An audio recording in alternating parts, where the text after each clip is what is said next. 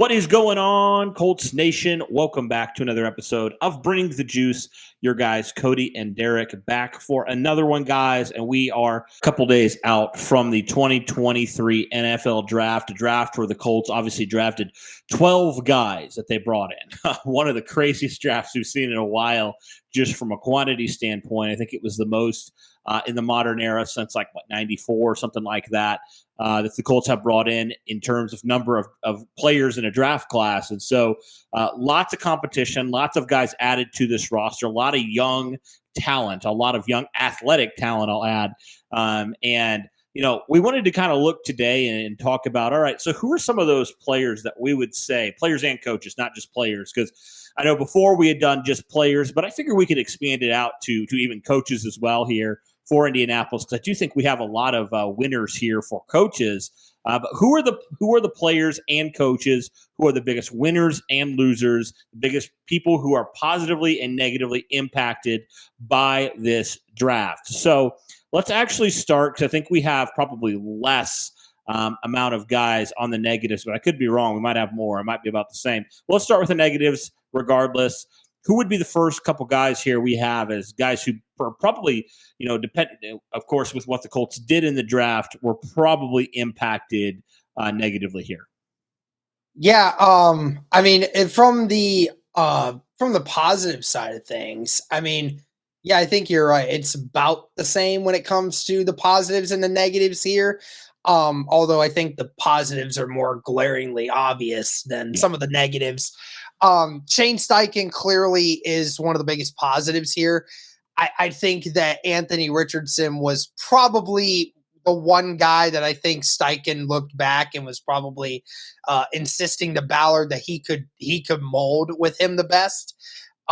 Clearly they deemed that, if this was going to be the project that they were going to go with, they felt that what Anthony Richardson can provide you, as long as, Shane Steichen's reputation holds suit, then this kid's going to be a really good quarterback.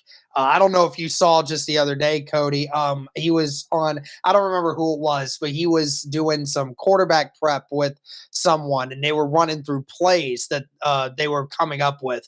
And Anthony Richardson was memorizing these on the spot and was remembering exactly every detail that was going into the plays. So, it just goes to show you just a small glimpse of how smart this kid actually is. Just imagine when he finally gets a chance to work with Shane Steichen and these other guys. So Steichen definitely is the biggest one there. Is sticking with the coaching theme. Reggie Wayne, another winner here in this one, because for the second year in a row, he's gotten his guy in the draft. Obviously, last year with Alec Pierce, he really wanted Alec Pierce. And this year he now has Josh Downs, who we've already spilled the beans on that a lot, that Reggie Wayne already deemed him as the best wide receiver in the whole draft class. Everybody's heard that story by now. So, that's definitely a great one for Reggie. And, because there were debates on whether or not he was wanting to come back or not. But clearly, if Ballard keeps drafting the wide receivers that Reggie Wayne wants, it might be an incentive for him to want to stick around.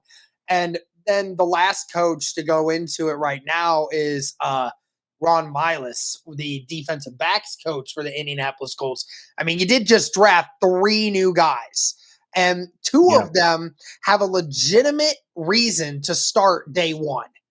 With Indianapolis. So, that with Julius Brents, when he gets back and he's fully healthy, this kid's going to come in. He's going to be the number 2 corner going forward.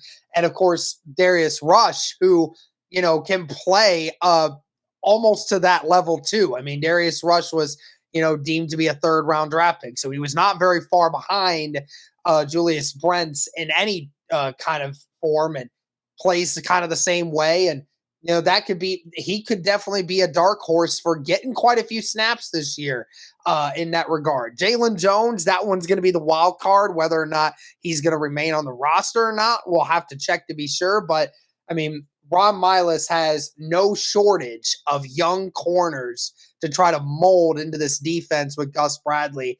And he's probably salivating at the idea of all this fresh meat coming in with this new competition. and you added Daniel Scott, the safety that almost scored a 10 RAS score. So you got Ron Miles, 4 new DBs, 3 corners, 1 free safety. So you just continue to add depth and athleticism there. I definitely think that is huge. Ron Miles, one of the biggest winners in terms of just the amount of talent he got. Obviously he lost a lot. He lost, Stephon Gilmore, who we know, and Brandon Faison. I know a lot of people, don't really love that name for obvious reasons, but he did play a good amount of snaps for you. So you lost 2 guys who played significant roles for you last year. And so you don't just add, but you add even more to this team. And so I really think that the youth and athleticism is something that Ron Miles probably just loves. And Mike Mitchell, they just love being able to work with these guys and develop these guys. And we've already seen the work that they've done, with the rookie last year, a 7th-round pick in Rodney Thomas. And, obviously the jury's still out on a guy like Nick Cross, but I'm just intrigued by that and just seeing how they work with these guys and, if they can get the most out of all these guys, all these young corners and all these athletic corners as well. You mentioned Reggie Wayne. I mean, what can you say? He got his guy, not the traditional receiver that Chris Ballard drafts, but Reggie, pretty much felt like he stood on a table and wanted to get this guy. And so Josh Downs is a little bit of a different kind of receiver than the Colts have really had in their room, but he's a very explosive receiver, a very productive receiver. And I think Reggie's just got to be glowing, man. He's gotten 2 of his guys back-to-back years in the early rounds, and he just continues to add talent and continues to develop these guys. And then obviously Shane Steichen, with all the weapons in total that they got, 6 new offensive players in this draft. So half and half. It's kind of crazy. Colts had half and half on offense and defense. And, he got, 3 new skill position guys, which is great. So overall, I do think, Shane Steichen was a big winner, all things considered here. So let's move on to a few players here that were positively impacted by this draft as well. I mean, I think you got to first start with Jonathan Taylor because of the Anthony Richardson factor. The fact that Jonathan Taylor's going to have a quarterback that's probably as, if not more athletic than he is, which is crazy to say because he's crazy athletic. Probably is more athletic. I mean, it's not a question. He is more athletic, but just the fact that there's a lot more unpredictability on this offense, I think that's just going to help a guy like Jonathan Taylor out tremendously. We've seen over the years, Derek, how helpful it's been, not just for Jonathan Taylor, but for other quarterbacks as well, or for other running backs as well, when they have a mobile quarterback. The things they're able to do versus a traditional pocket passer are just night and day difference. So, for that factor, and then also the fact that the Colts added a running back, more of a receiving back in Evan Hall, could he potentially take some snaps away and give Jonathan Taylor more of a rest out there? That's something I don't know if it'll happen or not, but you definitely do add a different skill set to that room, and maybe they'll help Jonathan Taylor, avoid some injuries down the stretch and maybe preserve his career a little bit longer. Yeah, I mean, I think these two go hand in hand when it comes to their importance for each other. I mean, Jonathan Taylor helps Anthony Richardson as much as Anthony Richardson helps Jonathan Taylor. I mean, it's at that point where, you now as a team now have to focus on, you have 2 exceptional athletes in your backfield. And it's a luxury that not a lot of teams have. Even when you look at teams that have a great athlete in the backfield, like a Lamar Jackson or a team like the Titans that has a Derrick Henry, all of these teams that have these great running attacks. But now you have both great athletes in this that you can expand a lot of things. The play action game, the RPOs, a lot of the stuff that really Anthony Richardson thrived in college is going to thrive so much more now, because teams know that not only do they have to take into consideration what Jonathan Taylor can do, a healthy Jonathan Taylor this year going into that, because everyone remembers what he did in 2021 and no one wants to see that Jonathan Taylor. But now you have to worry about the greatest athlete at quarterback that we have ever seen come into the NFL. So now you have that to worry about for, guys that are having to stay close to the line of scrimmage, being able to allow Anthony Richardson to open some things up, find better spacing in that. So, I mean, again, we're all waiting to see this duo for years to come. I think it's going to be fantastic. And I mean, Jonathan Taylor is probably loving the idea of running next to Anthony Richardson this year. And that's something we really haven't seen the Colts have. Yeah, I don't know if really ever in the Indianapolis era, Derek, since I've been a fan. Like, Yeah. obviously, Andrew Luck could move. He had that athleticism, but they never really used him in that way. They never really used the RPO game. And so the fact that the Colts are going to use that, Shane Steichen obviously used that last year with Jalen Hurts a bunch. I mean, that's new. That's a new wrinkle that we just have never really seen with the Colts offense. So I'm intrigued to see how that works out. And obviously, I think that'll just help Jonathan Taylor out tremendously to have a guy that, teams will actually fear when he, potentially takes it, if in the RPO game. Like, they'll actually have a fear of him running. And that'll just help out everything on that offense run smoothly. And obviously, we'll see. Depends if Richardson does play or not. But the next guy on the list, just simply because the Colts didn't address it in the draft really at all, Will Fries, the right guard.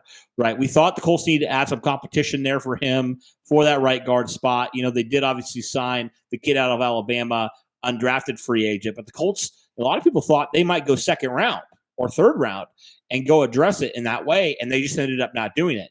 Now, I've been a person that says, you can go out and you can get a guard. There's still a couple nice names out there, a couple nice vets out there that I think could really help you out. But as it stands right now, as we're recording this Wednesday, May 3rd, the Indianapolis Colts have not signed somebody yet. So just strictly from what the Colts did in the draft, I would label Will Fries probably a winner here. Yeah, I mean, specifically for this draft, that's the very big thing because you and I were talking about it through the whole draft.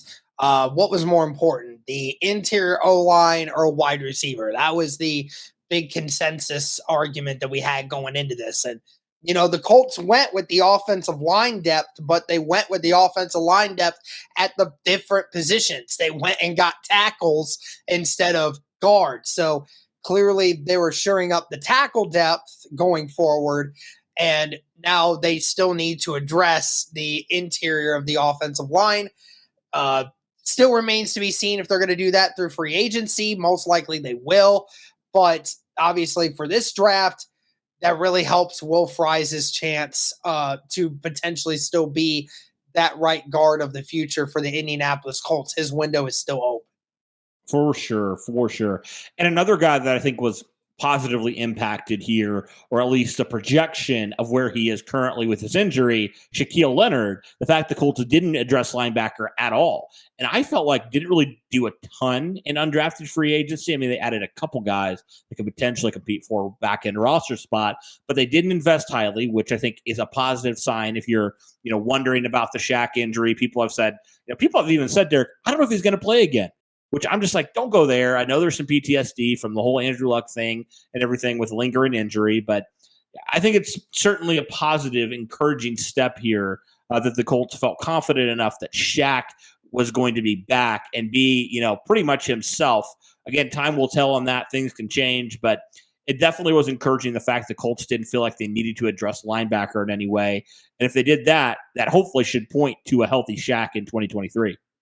Yeah, absolutely. Or, I mean, it could be just a simple fact they didn't think there was a linebacker worth taking that would have been in that situation. But then again, I mean, when you think about it, I mean, Zaire Franklin took over last year, did just fine. You have EJ Speed in there, who obviously you have confidence in because you brought him back.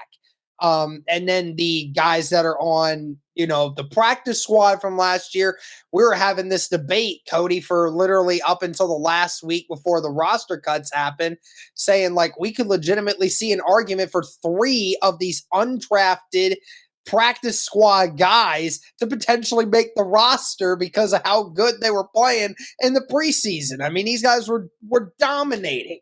So, I mean, it is one of those situations where it could be that situation, but I tend to agree with you on this. I think that even if Shaq's not at 100% right now, obviously he had a full offseason. He's going to have a full offseason to finally get that back and that ankle back up to the speed at which he likes.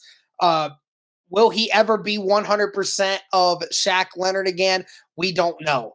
But at the end of the day, there is still a good chance that he can come back 100% healthy and that even if he is 100% healthy and he's only 80% of what Shaq Leonard once was, I mean, that's still a really, really good linebacker in this league that you want to have around. So at the end of the day, you're right. I think it's more of just, like you said, just the PTSD of being a Colts fan may never, ever go away for just how the Colts handle injuries. It's always a very concerning thing. But at the end of the day, I'm gonna wait until we get closer to the season starting before I'm going to make any judgments on what Shaq Leonard's going to become. Exactly. And that'll obviously bear monitoring. It'll probably be one of the biggest storylines, depending when he does get back. If it is leading into the regular season once again, I mean, then you have some serious concerns like, what is the deal, man? How is it continuing to be an issue? But we're not there yet, so I don't think we need to worry about it. And hopefully this is a good sign for him moving forward. All right, let's move on to the guys who are negatively impacted by this draft. And two guys at the tight end position, Derek, for I think different reasons, are negatively impacted. The first guy, Kylen Granson, I have just simply because the fact that you drafted a guy in Will Mallory, who is kind of a similar tight end in certain ways. He's more of that receiving tight end. He offers you some things down the field. He obviously had the fastest 40 time of any tight end in this draft. And, you do kind of wonder, does that potentially cut into Granson's snaps? And are the Colts not fully maybe sold on Granson as much as we maybe think they are? And then Mo Alley Cox, for just a simple fact that, you're just another tight end in this mix, and the first tight end, the only tight end that has been a Shane Steichen pick, if you will. So, does that push Mo off the roster potentially? With that amount he's going to be due, what is it, $6 million or something like that. I mean, that's a good amount for being a fourth tight end or whatever. So, what happens there with Mo? So I think both these guys could potentially be negatively impacted. I think probably Mo more than Kylen, because I don't think there's a chance really that Kylen's off the roster, but maybe just cuts into his playing time a little bit. Yeah, I mean, we were having this discussion. We're having this discussion the last few weeks, like talking about how is Mo going to get traded? Something else going to happen there? And at the end of the day, as much as we love Kylen Granson on this channel, I mean, at the end of the day, he's now going into his third year. I mean, second year, obviously he progressed, but clearly it was amongst a offense that really wasn't doing much in the first place, which is why I'm not really going to hold the lack of production against him, because actually, believe it or not, was one of the more efficient, aspects of the offense all year. So, it's one of those situations. It's really tough, but, it was very odd when we got Will Mallory, and we're talking here like, what does this mean? Like, why would you go and get another one when you have 4 tight ends on the roster, actually 6 in this moment in time, obviously, that you're going to cut down, and you have all the talent in the world in that tight end room, and yet you went and got another. Right. It just, again, goes to show, right? Like, what exactly do they have in store for Mo and potentially for Kylen? We have no idea, but and especially since Kylen was Reich's guy. I'm not 100% sold on him being Ballard's guy, and who knows if it's going to be a Steichen guy or not. I would presume so, because I think Steichen can probably find a way to utilize Granson more than what Reich was able to, because Granson, being the receiving tight end that he is, I think bodes well a lot more in Steichen. But at the end of the day, we'll have to see. That tight end room is going to shake up a lot this offseason because of this, Cody, and it's going to be fun to watch. It is, yeah. I mean, it was already a deep tight end room, we thought, previous to the draft, and the Colts had another guy in here. So I have no idea how many guys are going to make this final 53-man, right? Because you think you signed Pharaoh Brown. He's more of that blocking tight end. You obviously drafted Mallory. You already have 2 guys. Like, how many tight ends could you really keep on this roster? I guess we'll find out, but it's going to be interesting nonetheless. And I do think these 2 guys and kind of what it means for them bears monitoring down the stretch. All right, another guy that I think is negatively impacted, just because I think it maybe pushes him down in terms of snaps and also depth chart, Isaiah McKenzie. The Colts obviously signed him about a month ago or so in free agency. And, they brought him in and people presumed maybe he's going to kind of try to fill, although he's never had production to match it, try to fill the gap that was left when Paris Campbell left in free agency. But the Colts obviously drafted Josh Downs, in the third round, a guy that everybody thought was going to be there earlier, and somebody who was going to take him earlier than that. A very talented, productive guy.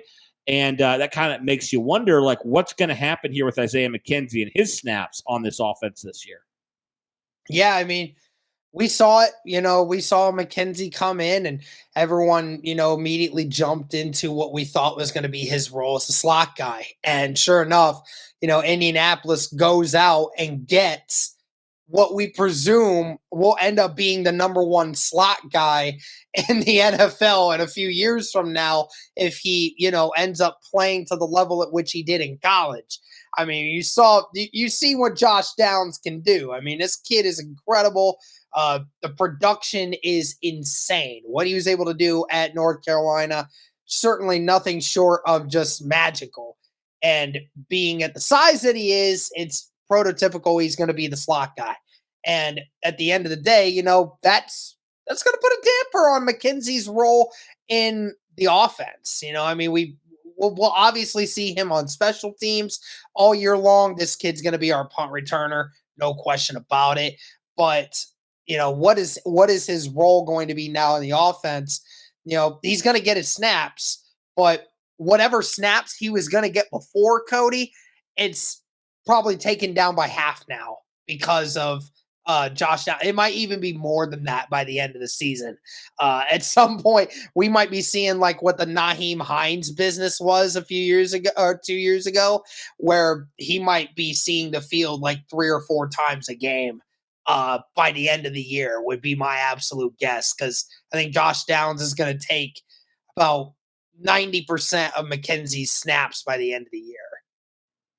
Yeah, and maybe he does contribute more on special teams than, we obviously know what he can do in the return department there. So maybe that's kind of more of his role, that number 4 / special teams ace there. And we'll see. And obviously the Colts still have Ashton Dulin too. So I have no idea what's going to happen there with wide receiver, past Josh Downs at number 3. And really even that competition will be interesting. So, couple other positions here that we want to talk about. I think first, the depth defensive linemen, right? I'm thinking guys like Taven Bryan, Eric Johnson, Tyquan Lewis even, a guy who can play a little in and out there. With the drafting of, I'm going to try to get it here, Adetomiwa Adebawore. I think it's pretty close. Adetomiwa Adebawore. Adebawore. Something like that. I'm it's getting close. closer. It's close. We'll get it at some point, folks. There was people who were literally in the comments, Derek, telling me exactly how to say it, because I obviously have butchered it way too many times. You'd think I'd get it by now. I've heard it hundreds of times, but it's a hard one, man. It's a really tough one. I think this is the toughest one out of any of the defensive linemen that the Colts have drafted, with particularly difficult last names at first. But anyway, this guy has a really unique build, honestly, for a defensive lineman. He's 6'1", but he's got those long arms. He's got a lot of the things you like. He's super athletic. And he's obviously going to primarily play the 3 tech, but I think he has some position flexibility where he could play some defensive end too. So it'll be interesting with these defensive linemen here, kind of how that shakes out. And maybe a guy like Eric Johnson, who was your primary backup last year, maybe he's a roster cut. Maybe he's a surprise cut, or, one of these guys, because of this signing, is not necessarily a need anymore. Yeah. I mean, that's just where it is. It's a positive and a negative of Adebawore being in this situation, because obviously you provide the depth, you provide competition with this pick, and clearly the Colts need it on the defensive line. Trying to find those shoe-in pass rushers in that situation. But obviously, like you said, I mean, the Colts went ham on defensive line signings and free agency. You brought back Tyquan Lewis, you signed Ebukam, you signed Taven Bryan. I might be blanking on 1 or 2 more guys in here, but at the end of the day, I mean, you signed 2 defensive tackles and a defensive end already on this squad. And, the room for the Colts is pretty deep as it was. And now all of a sudden you're bringing in another kid who most would presume is probably going to end up being, a shoe-in roster spot.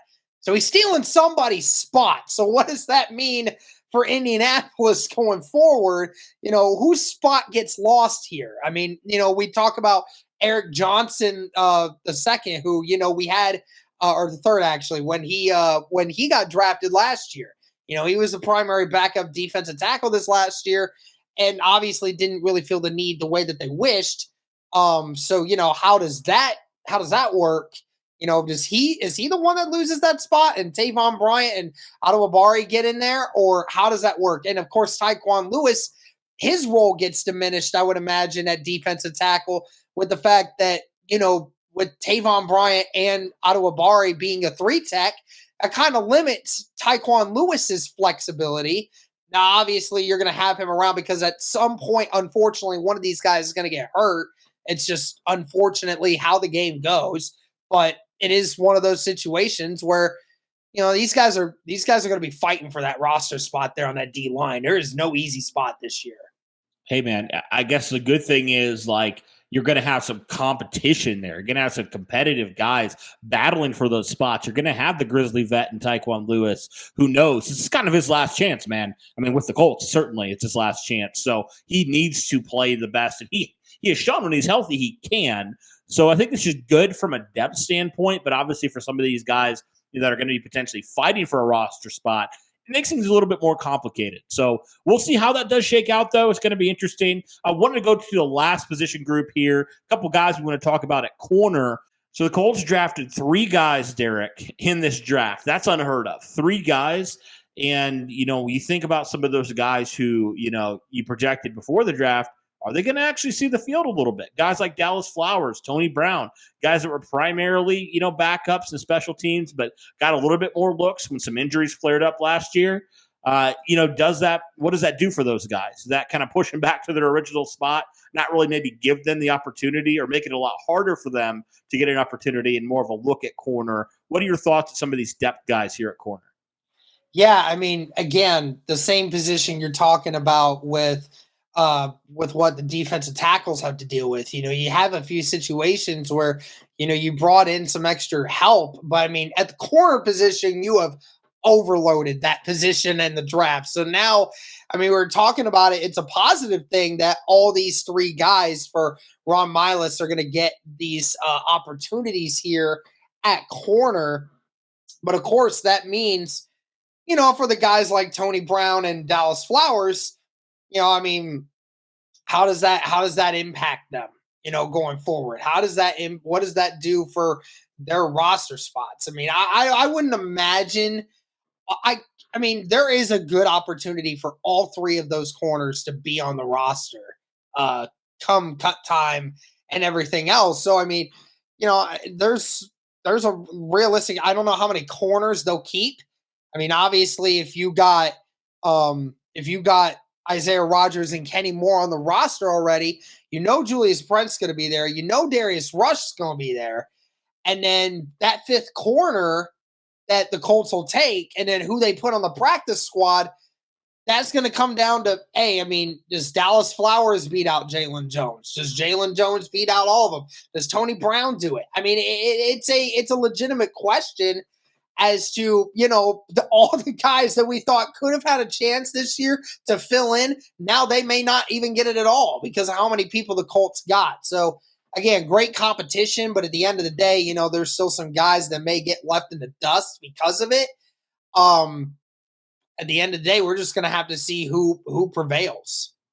Yeah, you're going to have a fierce competition. A lot of young guys back there competing for those final roster spots. That's going to be definitely one, projecting in a couple months here that we are going to be watching heavily in training camp. The corners, right? How does it emerge? Who are some of the guys that are going to, become some of those players, right? We obviously know Dallas Flowers was your primary return guy last year when Isaiah Rodgers kind of gave it up to him. So, how does that play a factor? It's just going to be a lot of fun. I'm really looking forward to the healthy competition with all the young guys and how it plays out. But guys, that will do it for our look at some guys who were positively and negatively impacted by the draft, whether it was a coach, whether it was a player. Let us know if there's anybody else that we missed. That'll do it for this one, guys. Thank you for tuning in. Really appreciate it. And as always, guys, go Colts.